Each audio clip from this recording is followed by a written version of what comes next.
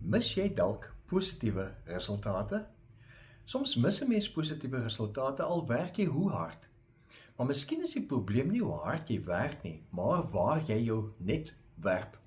Ek lees hier 'n interessante gedeelte oor Jesus se disippels wat nie positiewe resultate met hulle visvangs gekry het nie. Johannes 21 vers 5 tot 6.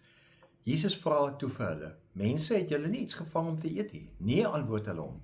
Hy sê toe vir hulle: "Gooi die net aan die regterkant van die skuit uit, dan sal julle iets kry." Hulle het die net toe daar uitgegooi en vanweë die groot klomp vis kon hulle hom nie weer intrek nie. Dit het my laat besef dat selfs ervare vissermanne niks kon vang nie en tog uiters positiewe resultate kon kry, toe Jesus vir hulle vanaf die strand sê om die net presies aan die regterkant van die skuit uit te gooi. En dit moet vir ons ook iets sê.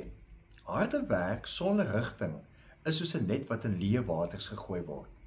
Die navorsers Locke en Nathan het in die tydskrif American Psychologist bevind, na 35 jaar se studie oor duisende werkers, dat mense wat spesifieke, uitdagende doelwitte stel, presteer aansienlik beter as die wat bloot aangemoedig word om net hulle beste te doen. Rigting en nie inspanning nie bepaal die resultaat. Dis presies wat Jesus vandag vir ons wil leer. Hy vra nie net jou toewyding nie, hy vra jou gehoorsame rigting. Ja, daar sal inspanning ook wees, maar dit kort rigting. So 3 kort wenke om positiewe resultate te kry. Ondersoek waar jy werp.